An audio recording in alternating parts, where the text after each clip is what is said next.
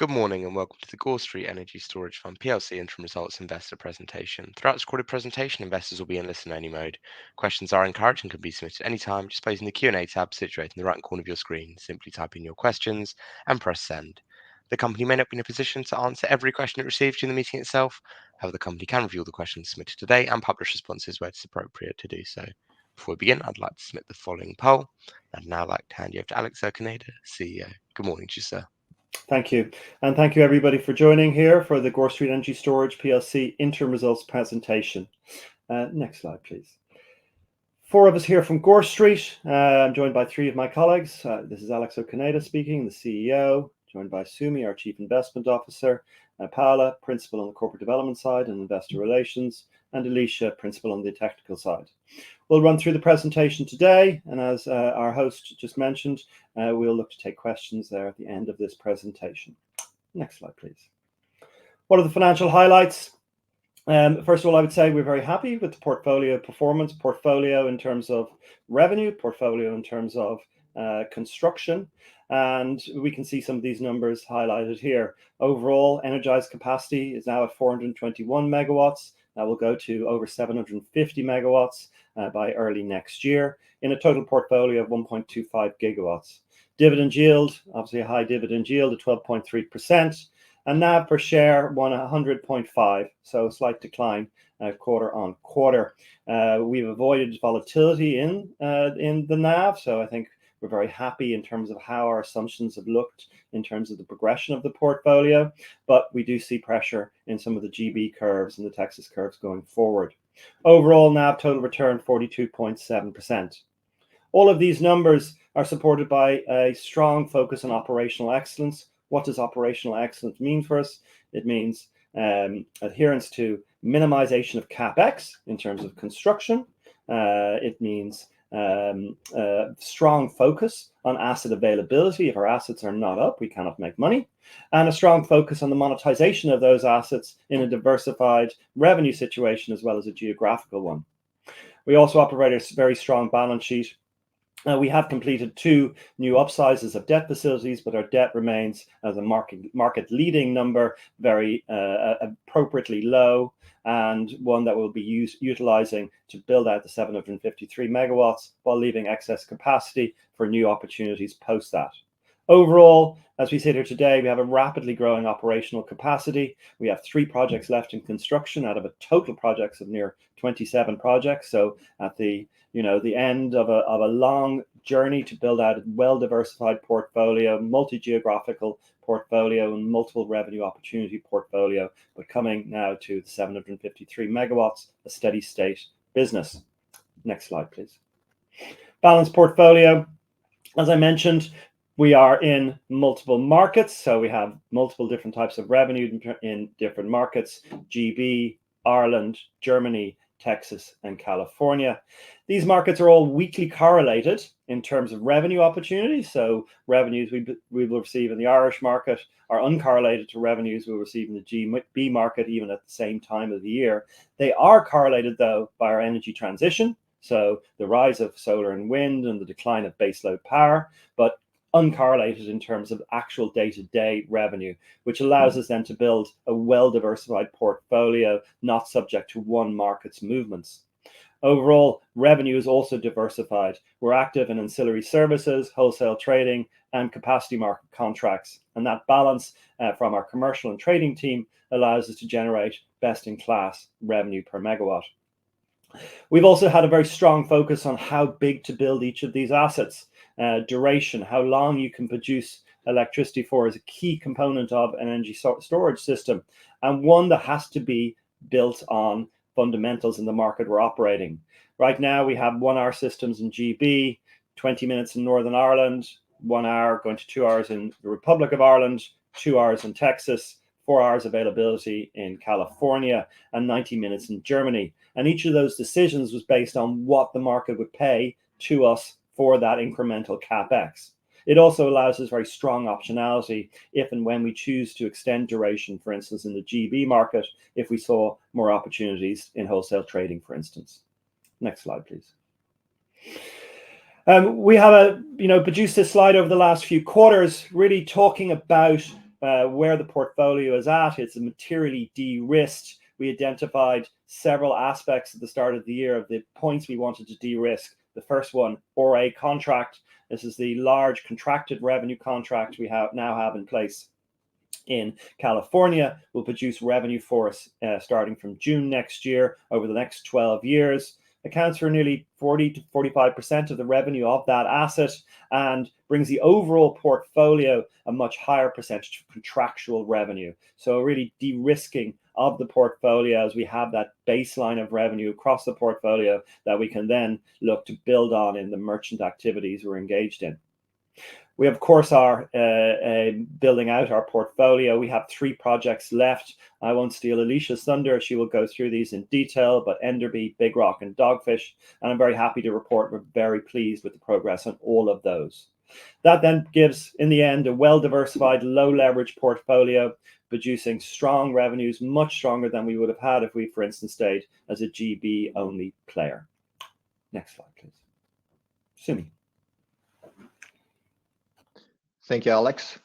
So this is the usual NAV bridge of this half-year period. As Alex explained, NAV changed from 107 pence to 100.5 pence in this half-year period. So I will go through some of the detail in the next slide, but in summary, larger changes are first, a dividend payment of 3.5 pence, which is consistent with our dividend policy, and also macroeconomic drivers impact, such as revenue curve update which resulted in negative 5.2 pence, and inflation rate update of the 1.6 pence negative. Also, discount rate change had an impact of the positive 1.3 pence, which I can explain in detail. Under the active management category, operating asset generated 2.3 pence of the cash flow in this 6-month period. The biggest positive contributor is the 3 pence of additional value of RA contract signed post period. So RA pricing resulted in much better price than we originally modeled for net asset value model in the previous periods. And also this pricing is reflecting the anticipated final pricing of at that time at the end of September, but the actual contract signed in October is reflecting this price assumption, so it is consistent with the actual RA price. We also updated carrying value of multiple pre-construction assets by reflecting asset-specific factors such as proven measures, for example, updated COD, and then also the change discount rate. This resulted in overall weighted average discount rates of our portfolio increased to 10.3% in this period. Next one, please. Thank you. So this is the bit of more details of the NAV changes. Firstly, inflation adjustment. This resulted in 1.6 pence negative NAV as a result of US and EU inflation assumption changes.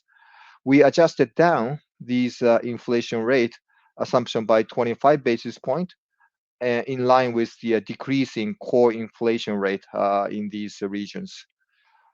In terms of GB, we kept the inflation assumptions unchanged.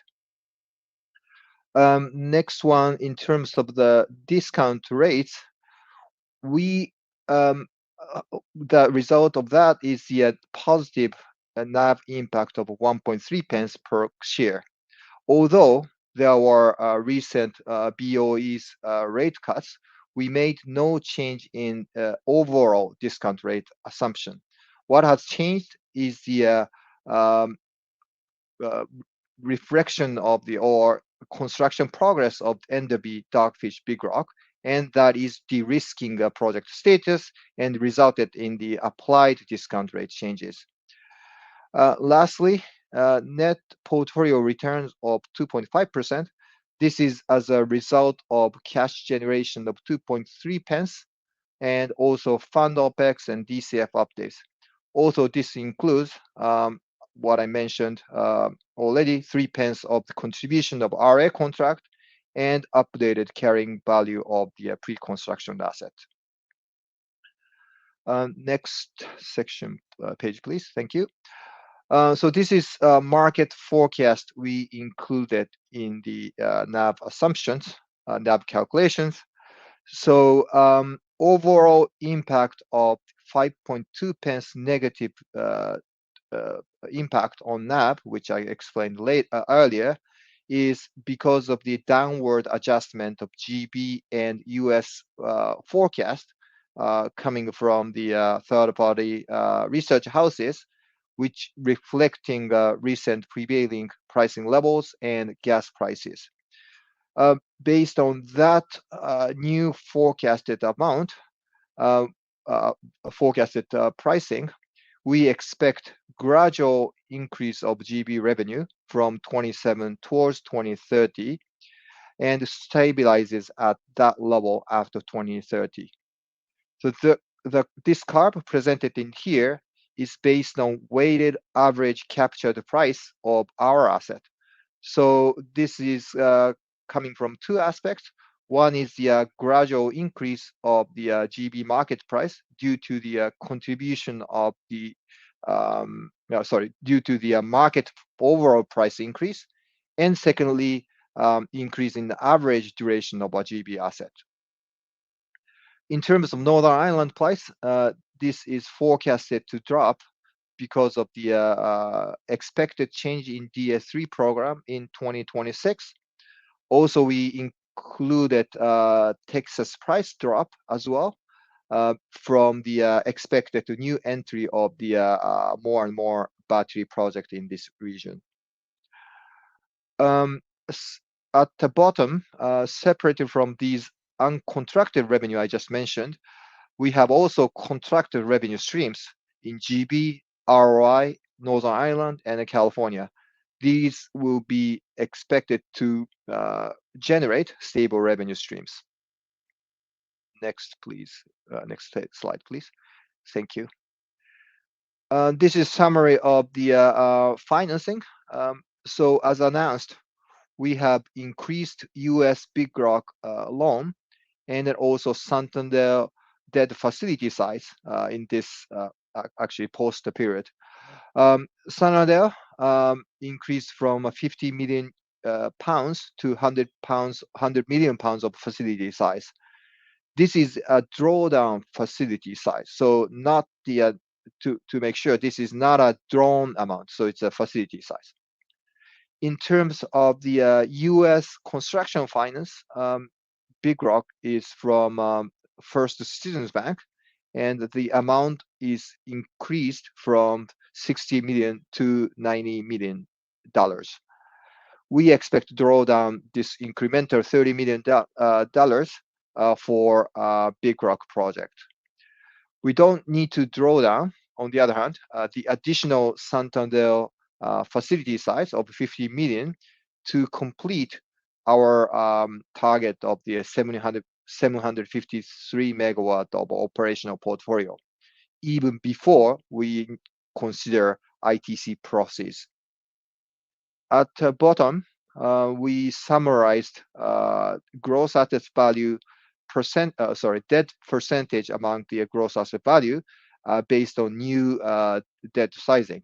So it will be 15 to 20% considering debt amount at peak before ITC receipt.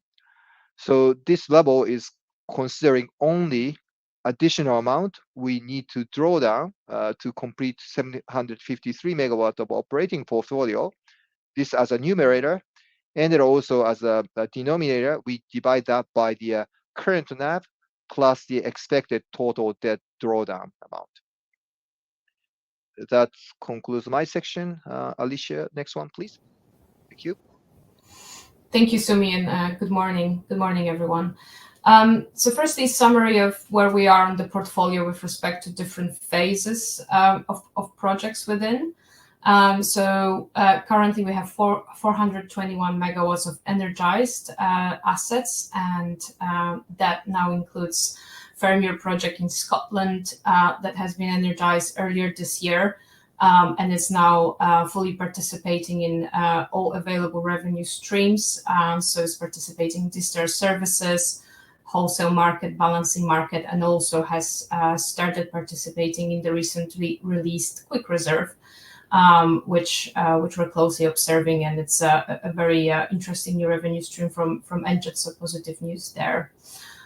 In terms of construction, the 332 megawatts that constitutes Dogfish project in Texas, 75 megawatts, Big Rock 200 megawatts in California, and also Enderby 57 megawatts, which is connecting in GB to transmission network with National Grid, and I will go through more detail and update on each of those projects on the next slide. And also 494 megawatts in pre-construction, which we're actively managing to maintain an imminent buildability status and looking after grid connection or other stakeholders to make sure those assets are ready to deploy. Next slide, please. So just an update on the sort of key 3 assets still actively in construction. So Enderby asset is now, in terms of the project deployment and battery deployment, is complete. So Fluence battery is now all mechanically complete and pre-commissioned, and all our ICP works are also now complete. We are awaiting National Grid's outage window, which we have now been indicatively secured a January window. This is obviously subject to weather events, and winter is always a little bit more tricky to achieve that.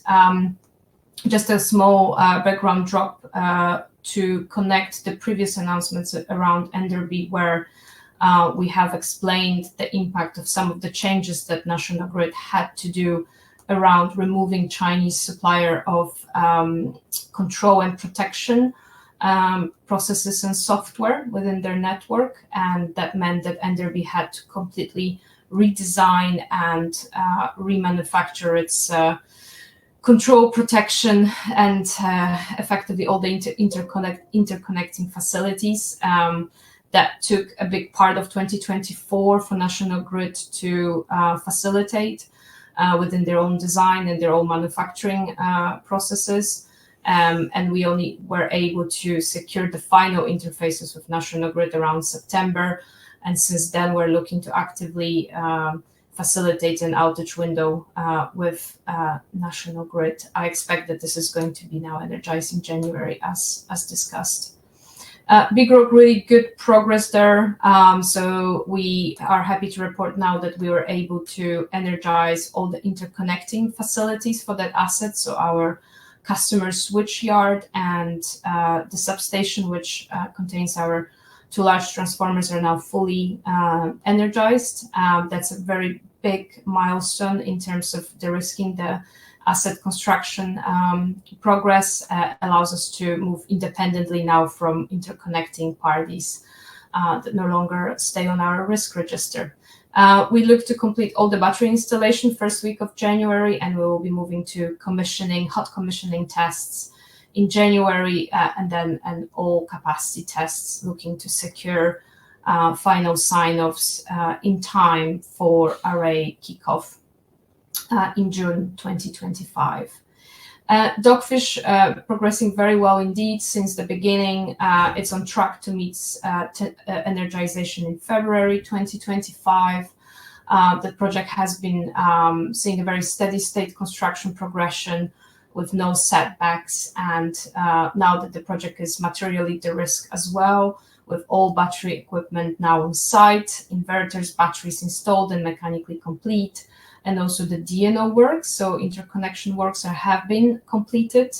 We consider this a very now de-risk position for that project, and we expect to hit the February energization date as communicated. Next slide, please. In terms of overlook of the revenues and what has been happening in the last 6 months, so the portfolio weighted average has been £10 per megawatt per hour.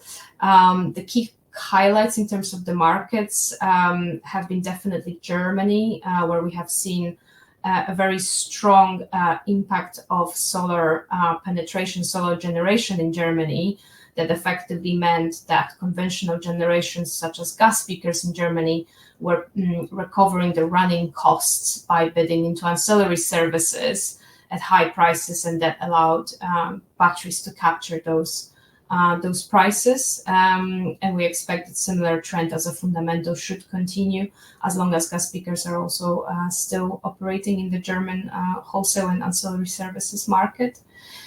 In Great Britain, generally consistent performance comparison to the previous reporting period. We expect a slight uptick of revenues that will be really driven by more rational bidding from players in the ancillary market by correlating wholesale revenues with ancillary bids as we see more volatility in the wholesale markets driven by increasing renewable generation on the mix. In terms of Texas, so Texas has seen a quite unusual, unseasonal performance this year. It's been a very mild summer, rather an outlier in the typical summer behavior in that part of the world, and that has led to driving lower scarcity on the grid and fewer outages from thermal generators. And that translated itself into lower revenues than the previous period last year.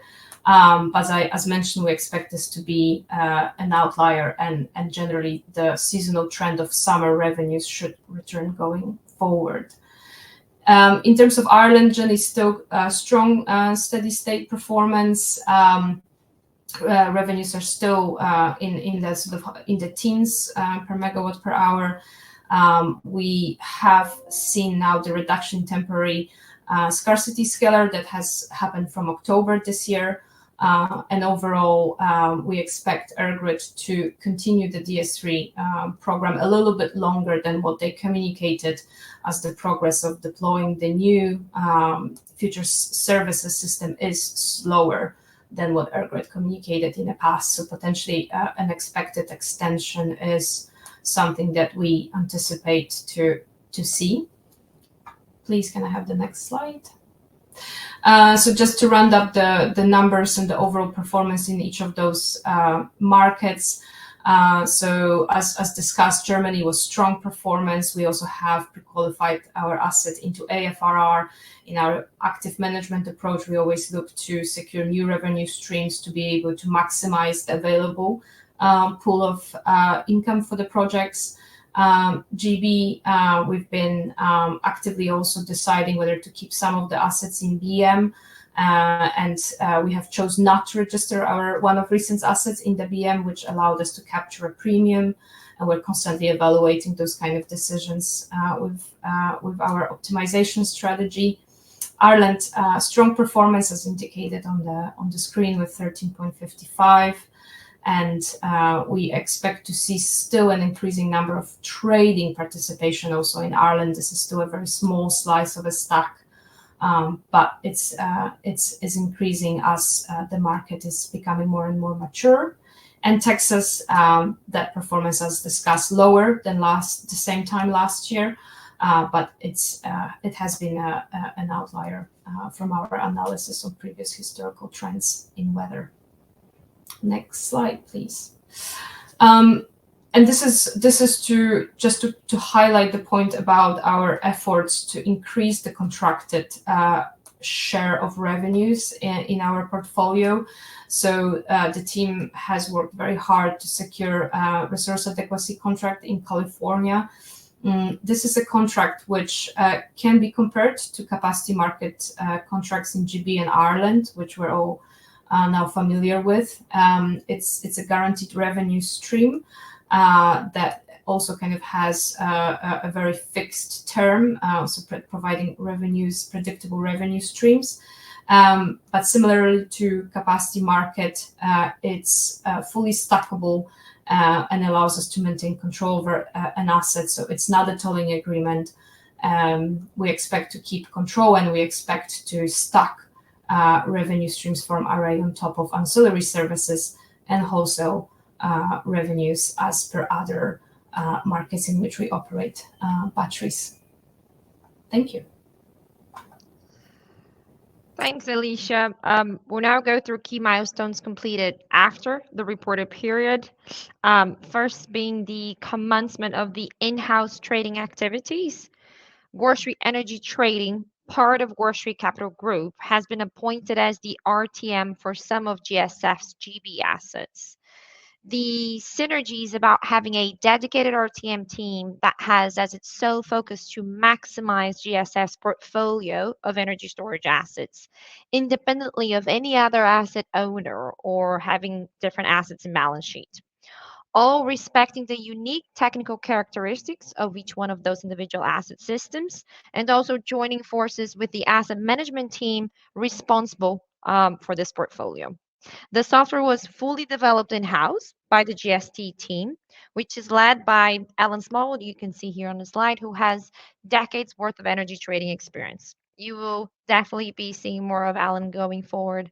Actually, as a matter of fact, he introduced the function on our Capital Markets Day a month ago, and you can check the presentation slides and watch the recording in full on GSF's website.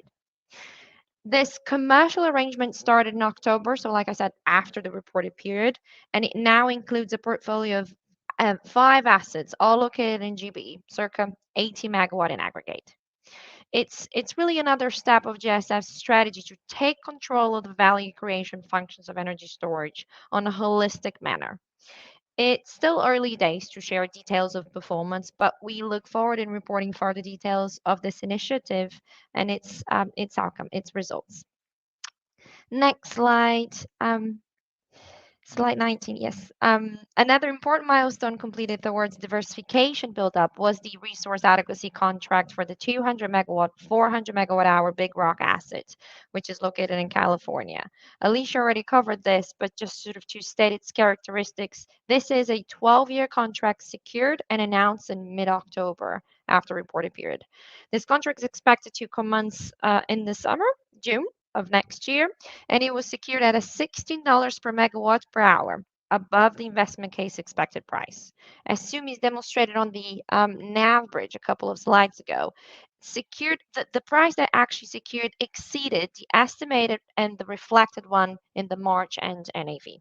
So again, a recap: fixed price contract, capacity market equivalent, not a tolling arrangement in any shape or form. This means that RA is a fully stackable revenue stream. Big Rock is able to participate in other pools or other market pools, and it's also expected to secure further revenue streams. Next slide on sustainability. Thank you. So the 2024 ESG and sustainability report was released in August, and it includes the relevant disclosures for the company as an Article 8 product of SFDR. As we have done in previous years, the report also includes the voluntary TCFD disclosures as well, and a general summary of the company's engagements with different parts of the battery investment value chain. Now, after the reported period, after September ends, and as part of the FCA Sustainability Disclosure Regulations, SDR, the company's IM has chosen to adopt the Sustainability Focus label. All the relevant disclosures now can be found on the investment manager's website, and also GSF's website would have links for those appropriate disclosures. Back to you, Alex. Thank you, Paula. I wanted to touch on the investment tax credit and kind of bring folks through, how this will work. Some of it's quite technical. It obviously, the fundamental is we need to bring our assets in the States which are eligible for ITC through to this term of placed in service. For us, that in essence means full operational capacity. As Alicia went through, we have de-risked materially all the 3 assets which are in construction. We expect them all to be completed in the very near term. But as it relates to Big Rock and Dogfish, we are looking at a Q1 event for what we will term the place into service. At that point then, the credit is available and then able to be monetized. We will monetize the credit. What does that mean? That means we will sell the credit to the market for companies which have a use for shielding earnings through a tax credit. Obviously, and I can see some of the questions that are coming through from my colleagues, there has been a change in administration in the United States. Our viewpoint on the viability of the tax credit remains unchanged. It would be extremely difficult and unique for Congress, not the incoming president, but Congress, to retroactively change a tax credit. This is a market overall tax credit's been operating for 50 plus years. So we don't foresee any material risk to the tax credit through legislation. We are also encouraged by the fact that since the election, we've received multiple term sheets from market counterparties to monetize those tax credits. So we will be going ahead as the assets come through out of construction to monetize those tax credits, and we look forward to receiving them through Q2. A note in terms of where they sit, they are in our NAV. But we have not included them in kind of cash flow projections going forward, so are available for multiple purposes, whether that be paying down debt or other activities for shareholder value. Next slide, please. As I've mentioned, and as Alicia explained wonderfully, a significantly de-risked portfolio to 750 megawatts. Enderby, we are a little frustrated, but are awaiting National Grid, who now promises very early in the new year, but the project is ready to go. Big Rock, materially de-risked with critical parts of the infrastructure energized, and that continues apace, and cells are nearing completion. And Dogfish, a construction project, which is going very well. Why is the 750 megawatts important to us? That's a steady state business as we look at it. I can also see some questions coming in on how does this relate to dividend cover. What we can say is we look at our last full year, where we generated approximately £15 per megawatt for every hour in operation, a really good number, especially in comparison to GB revenue. If we can replicate that at the 750 megawatts, we will be able to fully cover our dividend plus fund expenses. That said, obviously we're operating in a merchant marketplace where individual markets move up and down, absolutely reinforcing the importance of diversification. But as we look out into our markets, Ireland having a good period now, and we believe we'll have a strong period over the next few months. UK, GB, very interesting. We've always said that we see growth, but incremental growth in the GB market. That is absolutely what's happening, and we see some good signs of recovery in terms of pricing in the GB market.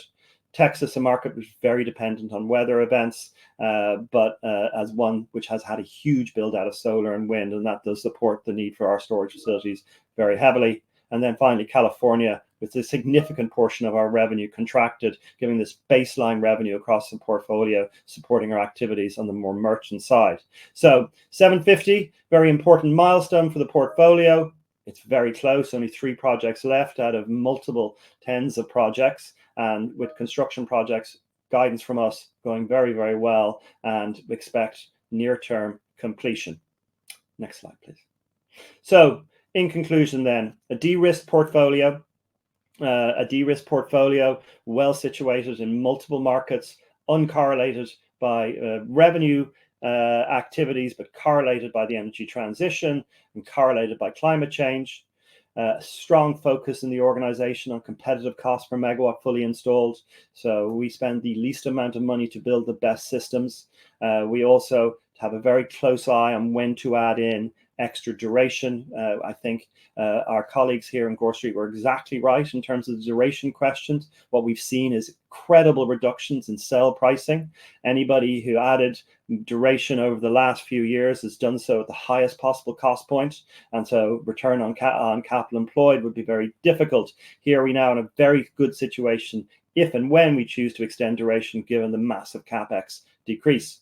Also, best in class generation. Our portfolio always achieving over what GB revenues would be. And now with our in-house function, which Paolo touched on, we have limited data to date, but the limited data to date is showing 20% increase over the Modo baseline. So that's very encouraging, but it is only short-term data so far. Overall then, a portfolio which is consistently delivered against targets. We're very excited to bring it to the 750 megawatts, which you should expect to hear around in Q1. We're very excited by the diversified revenue portfolio that we've built, and we're very happy with the potential we see in each of the markets, given the continued growth of solar and wind. Thank you. Perfect. Thank you very much for your presentation. Ladies and gentlemen, please do continue to submit your questions. You can do that just by using the Q&A tab that's situated on the right-hand corner of your screen. But just while the company take a few moments to read the questions that have been submitted today, I'd like to remind you that the recording of this presentation, along with a copy of the slides and the published Q&A, can be accessed via your investor dashboard. As you can see, we have received a large number of questions throughout today's presentation. And Ben, at this point, if I could hand over to you to share the Q&A, that'd be great. And then I'll pick up from you at the end. Absolutely. We've had a lot of questions which sort of similar topics, so I'll try to summarize those into one question. So we had quite a few questions on the Trump election, which I believe Alex has covered, but we've also had questions on the ITC range that we've included in the report of 60 to 80 million. What is the reason for this range? I'll let Sumi jump in, but first, it is, to my point, we are monetizing that. So we ourselves, this portfolio doesn't have a need for the tax credit, whereas multiple companies in the US have the need for that tax credit. So we will sell it into that market. That market trades at anywhere between 90 to 95% of face value. And really, that's where you see then this the guidance in 60 to 80. Sumi? Yep. And then in addition to that, there is the applicable valuation of the asset. So that valuation is for the ITC credit calculation. So that valuation is not fully fixed yet. That is also another like a variability of the total final process. Thank you. Next, onto the resource adequacy contract which was secured. Could you talk to how this compares to other long-term contracts like tolling? Maybe Alicia, or I can do that. Okay, let me take it. So RA contract is more similar to capacity market contract, so which is basically stackable with the other revenue. That's a key point. So we take the RA contract or capacity market revenue on top of the merchant revenue we can generate trading the storage facilities, such as the wholesale trading or ancillary services. If it's tolling, that is fully, it's taken control by the counterparty. So if they will generate a single amount of revenue, that's theirs. If they underperform, that's their pocket. We just receive the fixed revenue only, and that can be that is only like agreed at the time of a contract price. So there's, in a sense, no volatility. We saw various tolling contract offer. We concluded the pricing level is not attractive, considering the what we can expect from the merchant revenue stream, and it are also even considering possible impact of the long-term fixed contract, which is the, for example, you can lever the project with the external third-party debt, and then increase the equity value. But even with that, given the current level of the debt capital market, we don't think that can give us the significant more value at all. So for that purpose, we chose not to take a tolling arrangement, but we continue to look for, I mean, any kind of a positive movement. But so far, it's not in our range. Thank you. Thank you. Next, we've had quite a few questions on Texas, as we've seen lower revenue generation over this period. Can you talk to why that is? I can take that. So overall, I think Texas is, I touched upon it a little bit earlier, but really what the focus points are is that first, it's been a very, very mild summer. Generally, revenues in Texas are strongly correlated to weather, similarly to Ireland, but let's say reversely positioning themselves to it. So in summer, Texas generally experiences very high temperatures, and that drives conventional generators, thermal generators, out of operation when temperature goes around 38 degrees. When that happens, effectively, thermal generators drop off, and ERCOT is obligated to procure, effectively in a sort of distressed manner, quite a lot of contingency generation. They do it on ancillary services mostly. And that has happened previously in the previous years. And this year, we have seen very few events of above 38 degrees Celsius. And that has driven just fewer events that provide that uplift. Going forward, we expect, and we've been looking at historical trends, that this summer, 2024, has been unusual. It has been an outlier. Generally, Texas has got an increasing temperature projections, also driven by climate change, and it has increasing number of load, so effectively build out of demand in ERCOT, which will be driving as well the need for rapid procurement of generation in times of scarcity.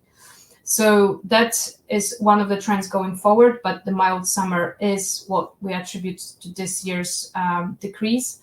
And there has been also a build out of batteries in Texas in times when there isn't scarcity on the network and batteries are bidding into ancillary services. We do see increased competition from additional 3 gigawatts. Going forward, we do expect that batteries and effectively similar flexible generators will be participating more in wholesale, so similar trends as we observe in GB. And it will mean that the saturation and increased battery build-out will have a smaller effect on revenues. Thank you. Next, the fundamentals look good to me. So what is the reason for the heavy discount? I think this is a question on the share price. Yeah, absolutely. We're very disappointed with the share price performance. I speak that as obviously CEO of the manager, but also as a personal significant holder in the stock. It is hard for us to really understand where we are trading as we look at the fundamentals. What we have here today is a de-risk portfolio, 750 megawatts near term, right, in the next weeks, months. A portfolio which has consistently delivered best-in-class revenues in a diversified, uncorrelated fashion. A portfolio which has been built at a cost per megawatt, which we think is market leading, and the utilization of debt in a very conservative but appropriate way. At fully 750 megawatts built out, we still have a very low percentage of debt to GAV. So the share price performance in that context we find dislocated and disappointing. We are cognizant of the broader macro environment in the sector. We see two of our peers in distress and unable to pay dividends, obviously weighing across the sector. From our perspective, what has our approach been to date? Our approach to date has been build out our portfolio at the right price in the right markets to deliver consistent cash flow and dividend stream to our investors. We believe we are very close to that.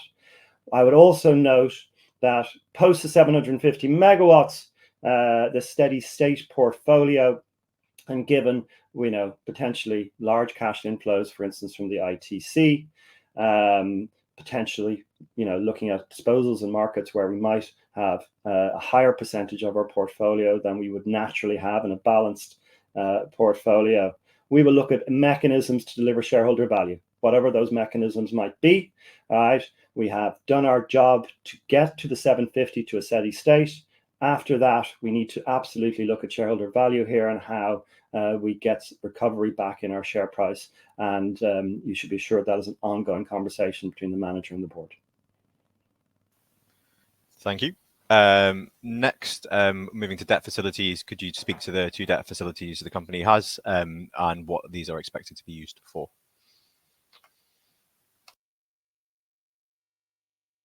Sure. So as I went through in a slide, so we have upgraded the Santander facility size from the 50 million to 100 million pounds, and then also Big Rock facility size from the 60 million to the $90 million. So incremental Big Rock facility size, 30 million incremental amount, will be purely used for the Big Rock construction capex. Santander 50 million additional capacity, we don't need to draw down for any of the achieving 750 megawatt of a steady state portfolio. But this can offer ability to, for example, consider duration extension or increase the flexibility of working capital. But for steady state, all we need is Big Rock incremental $30 million of the facility. Thank you. Thank you. I think we have touched on this, but there's a few more questions come in on dividend cover and what does a 750 megawatt operational portfolio mean for that? So I think I've covered before. If we look at our last final year at that £15 per megawatt for every hour in operation across the portfolio, we forecast that would at 750 megawatts would produce a fully covered dividend, 7p plus costs. Again, I would say, of course, those markets move. They're merchant markets. But if we look back at prior performance, that's our guiding for going forward as we complete out this large portfolio increase. Thank you. Next, the company has spoken a lot about the 753 megawatt target. What are the next steps for the remaining pre-construction assets? So I think I refer back to kind of my other answer around shareholder value, around all, of course, the share price, the discount to NAV. So, we do have facilities in place. I think we have utilized them judiciously and we will continue to do so. We will have a cash inflow coming through from the ITC. What is then the best levers for shareholder value? Is that paying down debt, for instance, right? Which is at this present level of debt, it's a near 7% risk-free return to do so. Is it to look at other mechanisms, for instance, investing in our own portfolio through shares? Is it to continue to look at building out more of the assets? What I would say is we want to get to the portfolio of 750 in conversation with shareholders and the board to then understand what the best route forward is, given we do have a large portfolio of pre-construction assets. They have significant value. It is what is the right time to build those out? Are they best situated in this portfolio or some other ownership? And what should we look to do with cash over the course of 2025? But what I would say is that shareholder value is first and foremost on our mind as we look at that, given we will have achieved the build out of this portfolio to what we believe is a steady state. Thank you very much.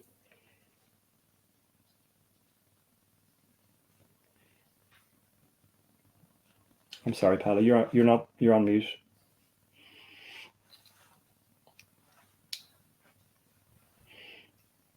Go ahead, Ben.